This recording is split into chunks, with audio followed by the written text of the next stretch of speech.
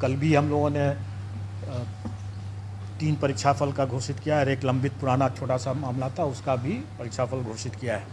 आगे आने वाले समय में भी हम लोग अब बहुत जल्दी जो हमारे लंबित हैं CDPO के, DPRO के, प्रोजेक्ट मैनेजर के और पंचायती राज ऑडिटर का, इन सबों का परीक्षाफल भी हम लोग अगले माह तक निश्चित रूप से घोषित कर देंगे। और उम्मीद है कि जुलाई माह में हम लोग 67 कंबाइंड सिविल सर्विस एग्ज़ाम का, मेंस का भी परीक्षाफल घोषित कर सकेंगे। ये हमारे जो पुराने जितने हम लोग परीक्षा लेते रहे हैं, जो ले चुके हैं, उसका परिणाम परीक्षाफल के बारे में मैंने बताया। अब एक नया टास्क मिला है BPSC को सरकार के द्वारा। आप सब लोग अवगत हैं, वो अध्यापक नियुक्ति के लिए अनुशंसा भेजने के लिए। इसका हम लोगों ने पाठ्यक्रम और परीक्षा के संरचना के बारे में अपने वेबसाइट पर प्रदर्शित कर दिया है। और मैं समझता हूँ कि इसको लेकर के कुछ संशय आप लोगों के भी मन में होगा और अभ्यर्थियों के भी मन में होगा, और मैं चाहूँगा कि आप लोग भी प्रश्न पूछें और उनके बाद अगर कोई संशय है तो मैं कोशिश करूँगा कि उसको दूर करूँ। कुछ जानकारी मैं दे देना चाहूँगा ताकि आप लोग प्रश्न अगर पूछेंगे तो आसानी रहेगा। उसके बाद टोटल पद जो है वो प्राथमिक विद्यालय के लिए 79,943 है, जिसकी अधियाचना आयोग को प्राप्त हुई है। 79,943। उसके बाद माध्यमिक विद्यालय के लिए 32,916, 32,916।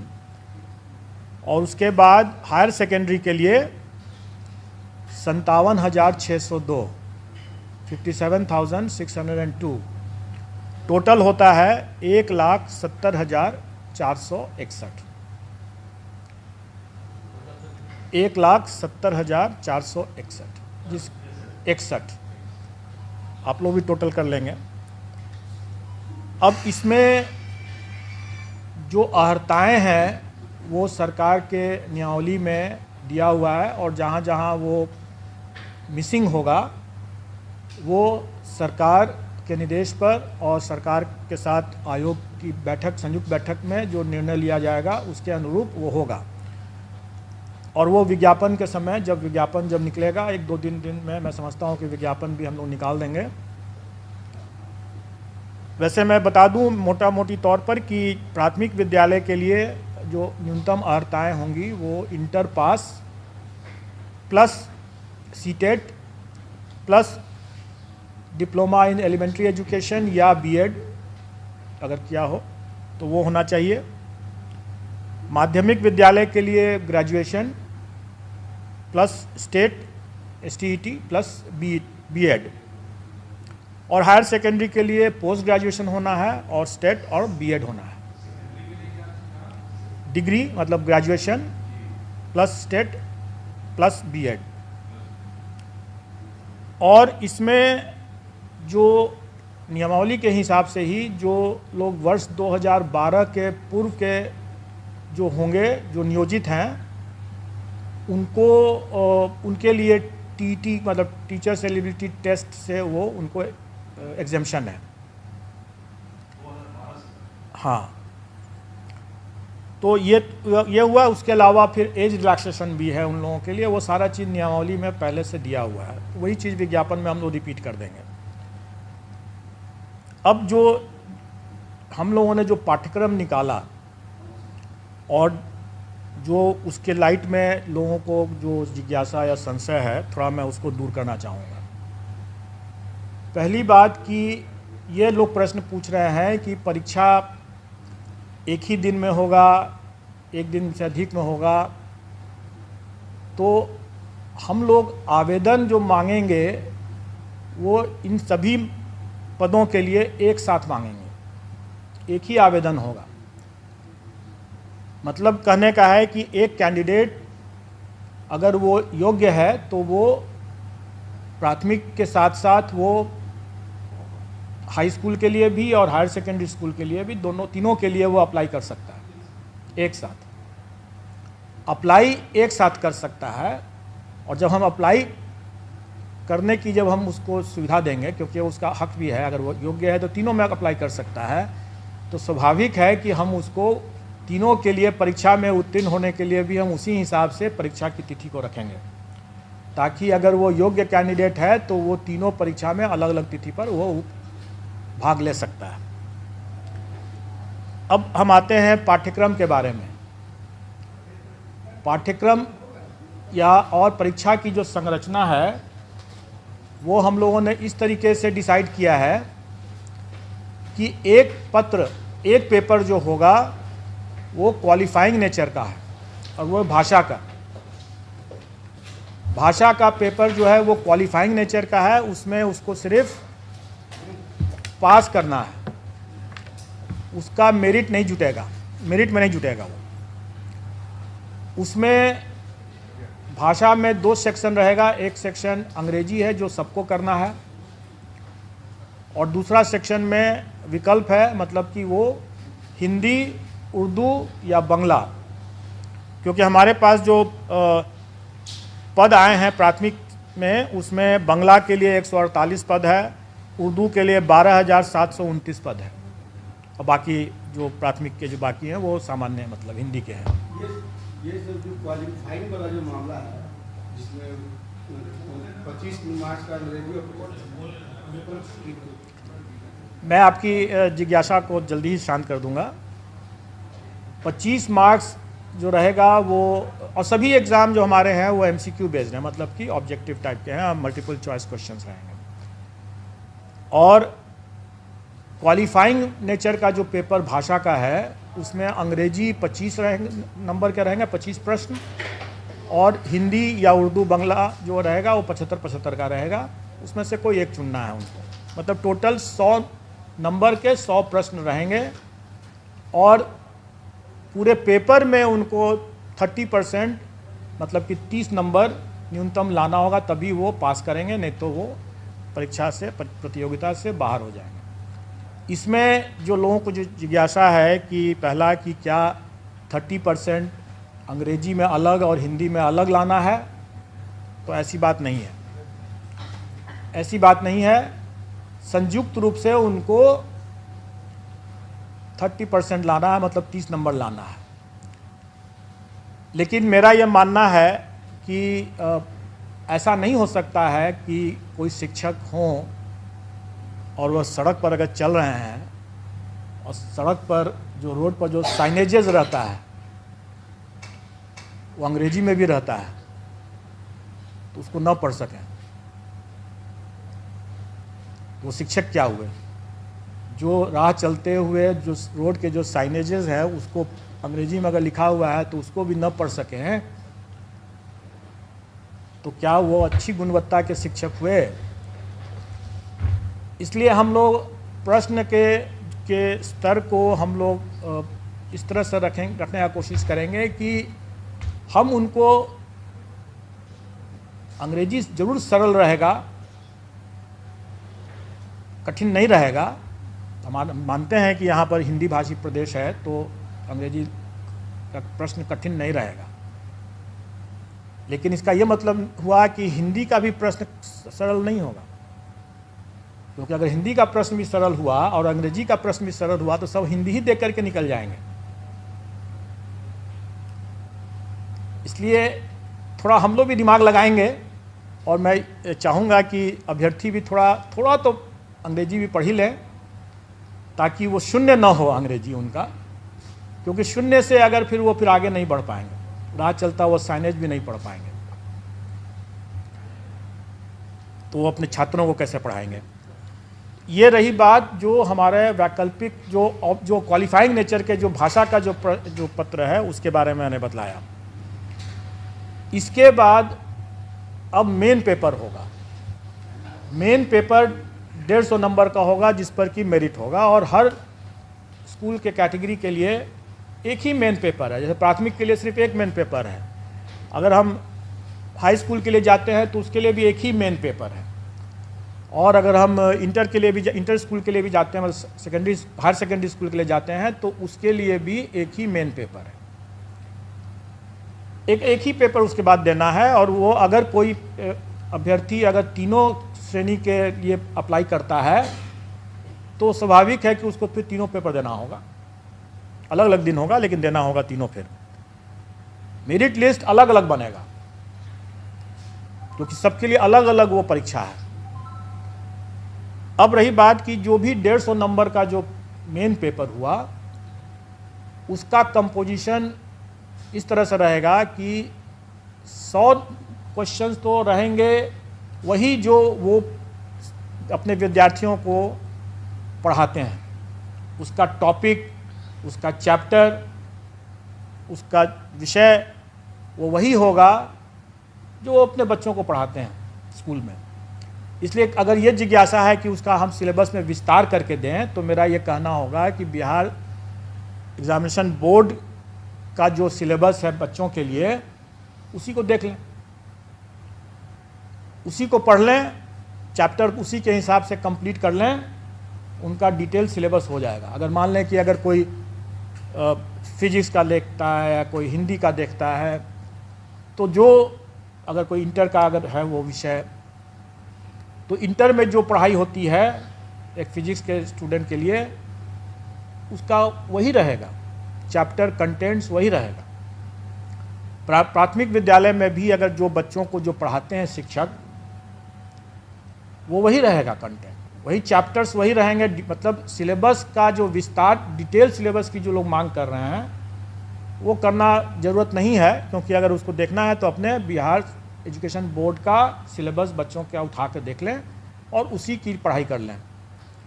अब रही बात कि शिक्षक हैं वो बच्चों से उनका ज्ञान ज़्यादा होना चाहिए, बच्चों से उनका स्तर ज़्यादा होना चाहिए, तभी तो पढ़ा पाएंगे। तो स्वाभाविक है कि प्राथमिक शिक्षक के लिए जो अभ्यर्थी होंगे उनका चैप्टर तो वही होगा जो बच्चों को पढ़ाने वाला है, लेकिन उसका स्तर जो होगा वो बच्चों वाला तो नहीं होगा।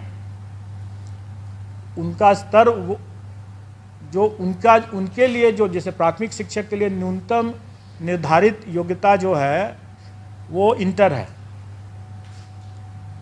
तो उसी के आलोक में प्रश्न पत्र का स्तर होगा। चैप्टर तो वही हुआ जो प्राथमिक विद्यालय में जो पढ़ाते हैं, लेकिन उसका जो स्तर जो होगा वो उनके जो न्यूनतम निर्धारित योग्यता मतलब इंटर जैसे है, तो उसी को ध्यान में रख करके होगा कि इंटर पास एक अभ्यर्थी स्कूल प्राथमिक विद्यालय के बच्चों को पढ़ाएंगे तो उनको क्या ज्ञान होना चाहिए, जो भी विषय वो पढ़ाएंगे उसके लिए उनका क्या ज्ञान होना चाहिए, क्या स्तर होना चाहिए, वो उसी के आलोक में रहेगा। और उसी तरीके से अगर मान लीजिए अगर +2 का अगर कोई शिक्षक है अभ्यर्थी, तो स्वाभाविक है कि वो +2 के विद्यार्थियों को पढ़ाने के लिए उसका स्तर तो उससे ऊंचा का होना है, तो फिर +2 के शिक्षक के न्यूनतम अर्हता है जो है वो पोस्ट ग्रेजुएशन का है। तो पोस्ट ग्रेजुएशन का है तो हम लोग उसी के आलोक में कि वो इंटर के बच्चों को पढ़ाने वाले पोस्ट ग्रेजुएट अभ्यर्थी हैं, तो प्रश्नों का स्तर क्या होना है वो उसी के हिसाब से हम लोग तय कर लेंगे। तो अब इसमें इसको लेकर के जो लोगों को कन्फ्यूज़न था कि हमारा क्या रहेगा, पाठ्यक्रम का कैसे मतलब डिटेल क्या रहेगा, तो मैंने बता दिया। अब रही बात की तो 100 नंबर के हुआ, बाकी 50 नंबर के जो रहेंगे वो सामान्य ज्ञान जो है, जनरल साइंस कर लें, जनरल स्टडीज़ कर लें, वो बेसिकली जो पहला जो 100 नंबर का जो हुआ वो उनके नॉलेज का टेस्ट होगा, और बाकी जो 50 नंबर का जो होगा वो उनके इंटेलिजेंस का टेस्ट होगा। मतलब कि उसमें मेंटल एबिलिटी रहेगा वगैरह वगैरह, रीजनिंग रहेगा और इसी तरह के मिलते जुलते चीज़ रहेंगे, जो उनके कुछ हो सकता है कि सामान्य तरह का जो एक किसी भी जागरूक नागरिक को या शिक्षक को थोड़ा बहुत ज्ञान होना चाहिए सामान्य ज्ञान का, तो वो उसी तरह का रहेगा। वो बहुत ऐसा बिल्कुल नहीं रहेगा कि हम कोई जो लोग ये आशंकित हो रहे हैं कि हम एसडीएम बना रहे हैं, ऑफिसर बना रहे हैं, ऐसी बात नहीं है। वो भी लोक सेवक ही होंगे और जो एसडीएम जो हैं वो भी लोक सेवक ही होंगे। और किसी भी एक लोक सेवक को एक जो सामान्य ज्ञान का जो स्तर होना चाहिए, इसका स्तर उतना ज़्यादा नहीं होगा, जो कि स्पष्ट है। लेकिन इसमें 50 नंबर जो रहेंगे वो उनके विषय ज्ञान से हट करके ये उनके सामान्य ज्ञान, जो उनकी बुद्धिमत्ता का जो हम असेस करने का प्रयास करेंगे इसमें। अब रही बात कि इस पूरे मामले में हम लोगों ने इस बात शुरू से ही स्पष्ट कर दिया है कि इसमें तुक्केबाजी को हम प्रश्रय नहीं दे सकते हैं। मेरा ये मानना है कि अगर कोई ऑफिसर अगर है तो वो ऑफिसर, जैसे सिविल सर्विसेज का हम एग्ज़ाम लेते हैं, वो कोई भी विषय पढ़ के आता है लेकिन वो उस विषय का उपयोग नहीं करता है अपने कार्य में। अगर वो मान लें कि फिजिक्स पढ़ के आया तो सीधे वो फिजिक्स का उपयोग थोड़ी कर रहा है अपने कार्य में। लेकिन शिक्षक जो है वो सीधे अपने उस ज्ञान का उपयोग कर रहा है। अगर वो फिजिक्स पढ़ के आया है या हिस्ट्री पढ़ के आया है तो वो उसका उपयोग कर रहा है अपना ज्ञान बांटने में, अपने विद्यार्थियों को पढ़ाने में। वो अपने ज्ञान के मामले में तुक्केबाजी अगर करते हैं तो ज़्यादा खतरनाक होगा। वो बच्चों के लिए भविष्य से खिलवाड़ वाली बात होगी। इसलिए हम उनको तुक्केबाजी पर अंकुश शुरू से ही लगाएंगे और इसलिए हम इसमें नेगेटिव मार्किंग रखेंगे। लेकिन अभ्यर्थियों को उससे घबराना नहीं चाहिए, क्योंकि आफ्टर ऑल जो वो पढ़ाएंगे बच्चों, जो उनका अपना खुद का विषय है, जिस पर उन्होंने पढ़ाई किया है और जिस पर वो आगे काम कर रहे होंगे या काम करेंगे, उसका तो उनको ज्ञान होना ही है, नहीं तो वो अपना पढ़ाएंगे कैसे। इसलिए वो चूँकि उनका ज्ञान भी है, उसका अनुभव भी है, इसलिए उनको कोई उसमें तुक्का लगाने की ज़रूरत नहीं होगी उनको। और इस बार तो मतलब कंबाइंड सिविल सर्विस की तुलना में सक्सेस रेशियो जिसमें जो होना है, जैसे 1,70,000 से ऊपर वैकेंसी है। अगर अभ्यर्थियों की संख्या हम माने कि 6-7 लाख अगर होंगे तो आप अनुपात देख लें कि सक्सेस का अनुपात काफ़ी बेहतर है कंपेयर टू जो कंबाइंड सिविल सर्विसेज एग्ज़ाम, जिसमें कि काफ़ी मारामारी रहता है। तो इसमें उतना घबराने की ज़रूरत नहीं है। प्रश्न का स्तर जो होगा वो कठिन नहीं होगा, लेकिन डेफिनेटली वो एक तरह से बहुत हल्का भी नहीं होगा।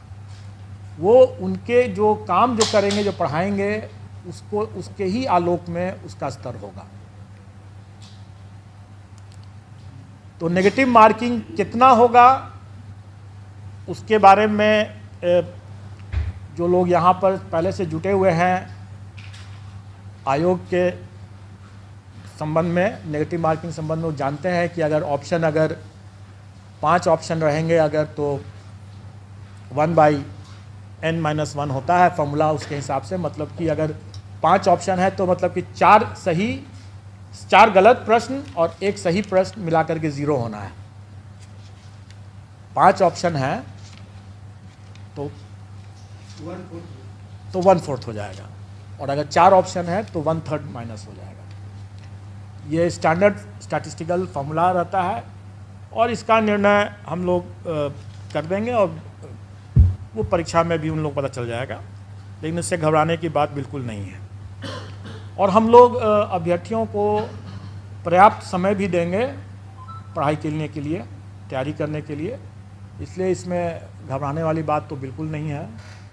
और अनुपात, जो सक्सेस का अनुपात इतना बेहतर है, मैं समझता हूँ कि जो अगर थोड़े से भी जो लोग पढ़ा रहे होंगे, ठीक से पढ़ा रहे होंगे, तो उनके लिए कोई दिक्कत नहीं होनी चाहिए, आ जाएंगे इसमें। अब आप लोगों का अगर कोई प्रश्न बिल्कुल नहीं है, और अनुपात जो सक्सेस का अनुपात इतना बेहतर है, मैं समझता हूँ कि जो अगर थोड़े से भी जो लोग पढ़ा रहे होंगे, ठीक से पढ़ा रहे होंगे, तो उनके लिए कोई दिक्कत नहीं होनी चाहिए, आ जाएंगे इसमें। अब आप लोगों का अगर कोई प्रश्न हो इसमें। एग्जाम सर कब तक होगा सर? एग्ज़ाम कब तक होगा। एग्ज़ाम हम लोग कोशिश करेंगे कि हम लोग उनको लगभग 3 माह का हम लोग उनको टाइम तो देना चाहेंगे, 90 दिन का। दिसंबर में लगभग एग्जाम हुआ था, नवंबर तक के बाद सितंबर को आपको हम लोग एक साथ रोटी भी खा सकते हैं और सब्जी भी खा सकते हैं। सितंबर तक हम लोग मतलब तो हम लोग इस सितंबर में अगर वो परीक्षा कर रहे हैं तो इसका ये मतलब थोड़ी है कि हम लोग उसके पहले परीक्षा दूसरा नहीं दे सकते हैं। अगस्त लास्ट 90 दिन के बाद कभी भी हम लोग उसके मतलब नहीं, ऐसी बात नहीं, हम लोग आसपास हम लोग उनको पर्याप्त समय देंगे। और मोटा मोटी आप ये समझ के चलें कि अगस्त महीने में एग्ज़ाम होगा। कब सर? अगस्त महीने में एग्ज़ाम होगा। हम लोग अभी चूँकि वो ये एग्ज़ाम 4 दिन चलेगा, क्योंकि 4 पेपर हो जाते हैं। और चूँकि हमें सबको मौका देना है, प्राथमिक के लिए भी और हाई स्कूल के लिए भी और हायर सेकेंडरी के लिए भी, इसलिए वो हमें समय लगेगा उसमें। पेपर 1 जो होगा सर, भाषा का जो बता रहे हैं, तो वो तीनों के लिए अलग अलग होगा? नहीं, एक ही होगा? वो तीनों के लिए एक होगा। प्राथमिक, माध्यमिक और उच्च माध्यमिक का एक ही पेपर भाषा का होगा, इसलिए आपको वो सरल होगा, वो सरल होगा। हम लोग चाहेंगे कि जो हमारे शिक्षक हैं वो अपने भी मतलब सर उठा करके चलें। और आप लोग भी जब जाकर के जब कभी चेक करते हैं और बोल पाते हैं कि उनको मतलब एक स्पेलिंग नहीं अपना रविवार शनिवार तक नहीं जानते हैं, तो फिर बड़ा दुखद लगती कि वैसी नहीं होगी बात। बस उतना ही जानना है उनको, क्योंकि उसके बाद जो अपने विषय के जो हैं वो अपने विषय के तो ज्ञाता हैं ही। इसका सिलेबस क्या होगा सर, भाषा का? वही तो मैं बता रहा हूँ कि ये एक सामान्य होगा। अगर मान लें कि अंग्रेजी की बात अगर करें तो वो कम से कम अगर अंग्रेजी का अखबार उठा करके पढ़ तो सकें, 4 लाइन में कोई लिखा हुआ है तो उसको समझ तो सकें कि क्या लिखा हुआ है। उतना ही भर है, सामान्य है।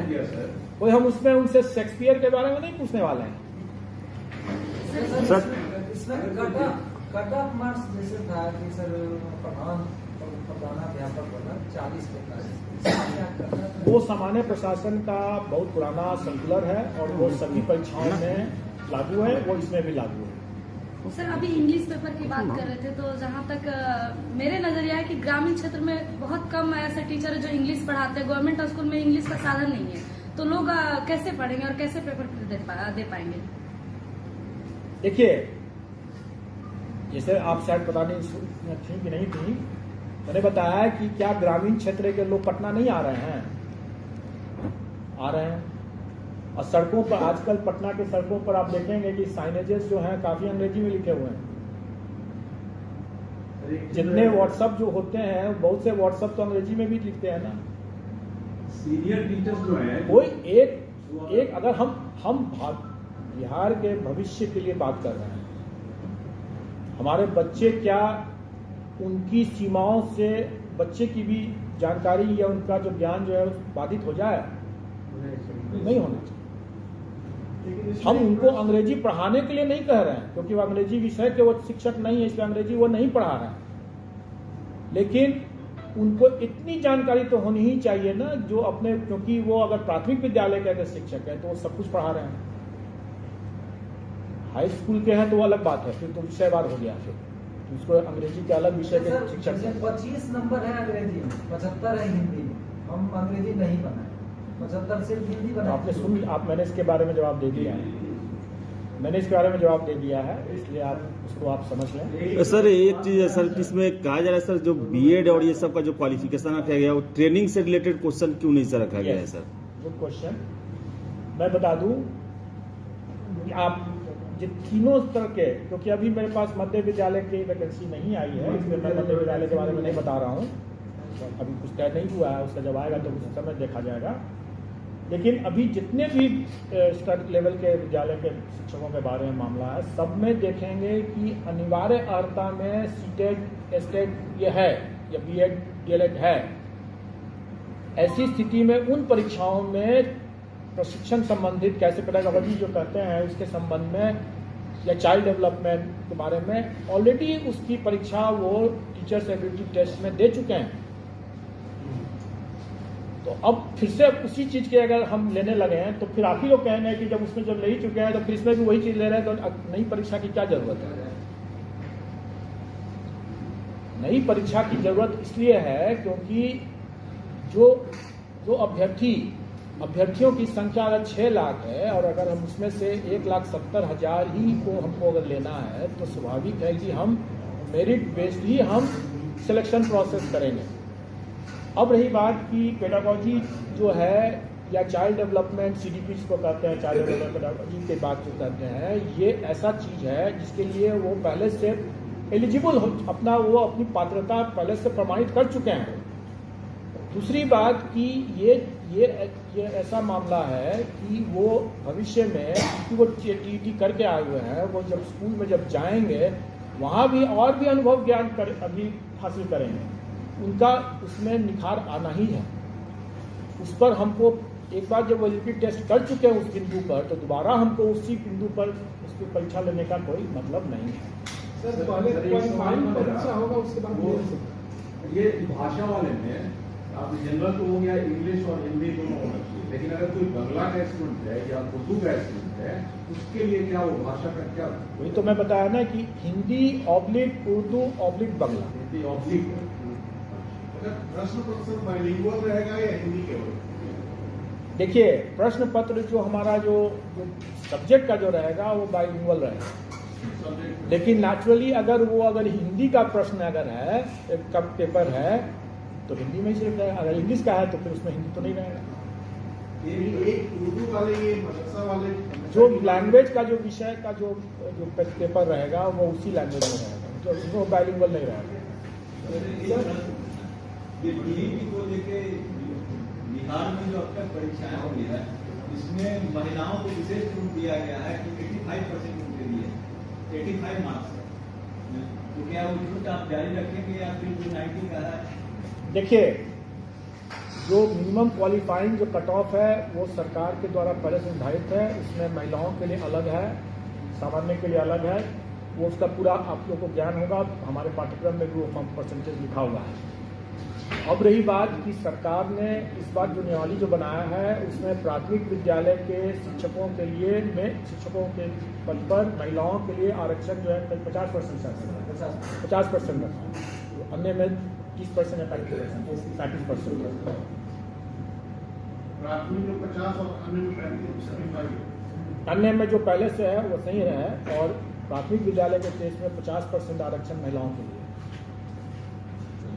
सर ये जो एग्जाम जो 2 एग्जाम होंगे तो क्वालिफाइंग एग्जाम पहले होंगे उसके बाद मेंस होंगे या इससे कोई फर्क नहीं पड़ता है, क्योंकि हमारे जो भी एग्जाम है MCQ बेस्ड हैं और इसका इवैल्यूएशन हमारे कंप्यूटर से ही होंगे, क्योंकि हम हमेशा करते आ रहे हैं। जो लोग आयोग के पास आते रहते हैं या आयोग की पद्धति से वाकिफ़ हैं वो जानते होंगे। मैं 1-2 बातें और बता देना चाहूँगा, वो लोग नहीं वाकिफ़ होंगे उनके लिए। पहली बात कि ये MCQ बेस्ड होगा तो इसमें हम सारा का सारा जो है कंप्यूटर से ही हम इवैल्यूएशन करते हैं। और हम लोगों ने एक नई परिपाटी बनाया है कि जो हमारे आंसर की जो निकलते हैं वो हम पहले से प्रदर्शित कर देते हैं, और उस पर जिसको आपत्ति करनी है तो आपत्ति भी करते हैं 1 बार 2 बार, तो वो इसमें रहेगा। जो हम लोगों ने इतने दरमियान में जो अनुभव हासिल किया है इस तरह की परीक्षाओं को लेने में और जो सुधार किया है उसका लाभ शिक्षक अभ्यर्थियों को भी होने वाला है। तीसरा ये इसमें ये रहेगा कि पारदर्शिता बरतते हुए हम उनका OMR शीट को वेबसाइट पर उनको दे देंगे ताकि वो अपना OMR शीट देख सकें कि उन्होंने क्या किया है। ये पूरी ट्रांसपेरेंसी रहेगी। लेकिन इसके साथ साथ मैं ये भी बता दूं, उनको ये आगाह भी कर दूं कि जो ये सुविधा दे रहा हूं तो उसके साथ साथ जो पारदर्शिता और जो कड़ाई जो की बढ़ती जाएगी उसके बारे में भी जानकारी दे दूं। हम लोग अपना प्रश्न पत्र जो है वो सीधे एग्जामिनेशन सेंटर में अभ्यर्थियों के सामने खोलेंगे। वो कहीं किसी सेंटर सुपरिटेंडेंट के चैम्बर में नहीं खुलेगा। वो पहुंचेगा,